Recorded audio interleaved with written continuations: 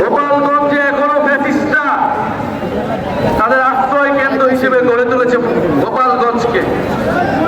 আমরা বলেছি গোপালগঞ্জের মানুষকে, গোপালগঞ্জের সাধারণ জনগণকে আমরা মুজিববাদ থেকে মুক্ত করব। গোপালগঞ্জের সাধারণ মানুষের পাশে আমরা আছি।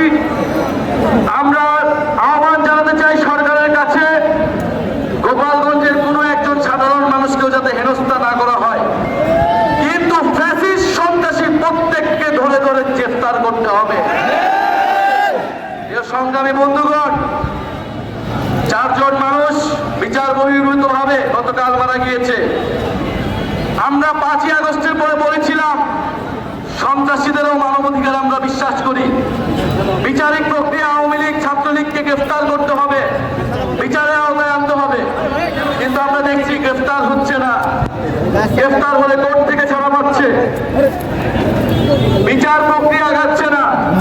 প্রশাসনের বিভিন্ন স্তরে যারা স্বৈরাচারের দোষর রয়েছে এবং দুর্নীতিবাজ কর্মকর্তারা রয়েছে, তাদের প্রতি বলে দিতে চাই, বিচারের দাবিতে আমরা রাজপথে নেমেছি। বিচার আদায় না করে আমরা রাজপথ থেকে উঠে যাব না। আর যারা রিফাইন্ড আওয়ামী লীগ বাংলাদেশে প্রতিষ্ঠা করতে চায়, গতকালকে রিফাইন্ড আওয়ামী লীগের রিফাইন্ড মুজিববাদীদের একটা ভাষণ এই দেশের জনগণ দেখেছে। মুজিববাদী সন্ত্রাসীদের 5ই আগস্ট আমরা পরাস্ত করেছি। আমরা এখনো সময় দিচ্ছি, আইনিভাবে শান্তিপূর্ণভাবে এই সকল সন্ত্রাসীদের গ্রেফতার করা হোক। আর না হলে আমরা অবিলম্বে এই গোপালগঞ্জে এবার মার্চ করব, এবং এবার কিন্তু আমরা ফিরে আসার জন্য মার্চ করব না। গোপালগঞ্জের মাটি ও জনগণকে মুজিববাদ থেকে সম্পূর্ণভাবে চিরতরে মুক্ত করে তারপরে ফিরে আসব। প্রিয় ফরিদপুরবাসী, আজকে ঐতিহাসিক 17ই জুলাই, যে 17 জুলাই আমাদের সংগ্রামী সদস্য সচিব আক্তার হোসেন এই গণ অভ্যুত্থানে প্রথম গ্রেফতার হয়েছিলেন, রাজবন্দী হয়েছিলেন গণ অভ্যুত্থানে বৈষম্যবিরোধী ছাত্র আন্দোলন থেকে। আজকে আমরা কফিন মিছিল করেছিলাম শহীদদের জন্য। সেই গণ অভ্যুত্থানের সকল শহীদদের শ্রদ্ধার সাথে স্মরণ করি। যারা ভেবেছিলেন এই জুলাই পদযাত্রা আক্রমণ করে, বাধা দিয়ে, সশস্ত্র হামলা করে থামিয়ে দিবেন, তারা ভুলে গেছে তারা কাদের সামনে দাঁড়িয়েছে।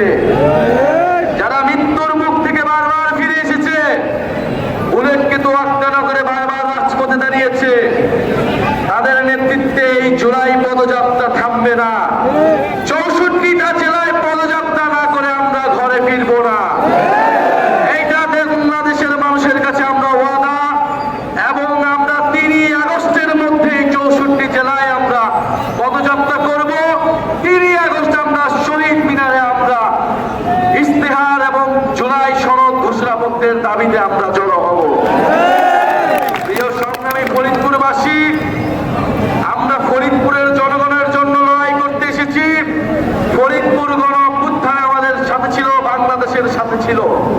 জাতীয় নাগরিক পার্টি ফরিদপুরের জনগণের, মানুষের অধিকারের জন্য, নাগরিকের মর্যাদার জন্য লড়াই করবে। আমাদের এখানে প্রধান সমন্বয়কারী হিসেবে সৈয়দা নীলিমা দোলা আপু রয়েছেন আপনাদের জন্য কথা বলার জন্য। আপনাদের আরেকজন কৃতি সন্তান আসিফ আল ইসলাম, ঢাকা বিশ্ববিদ্যালয়ের মেধাবী শিক্ষার্থী, যিনি বৈষম্যবিরোধী ছাত্র আন্দোলনের গুরুত্বপূর্ণ সমন্বয়ক ছিলেন। বৈষম্যবিরোধী ছাত্র আন্দোলনকে গণ অভ্যুত্থানে রূপান্তর নিতে অত্যন্ত গুরুত্বপূর্ণ ভূমিকা পালন করেছিলেন। ফরিদপুরের এরকম সাহসী সন্তানেরা আমরা জানি ঘরে ঘরে রয়েছে। এই সকল সাহসী সন্তানেরাই জাতীয় নাগরিক পার্টির অগ্র সৈনিক হিসেবে ভূমিকা পালন করবে। প্রিয় সংগ্রামী বন্ধুগণ, পদযাত্রা চালাচ্ছি, পদযাত্রা চলবে। যা কিছু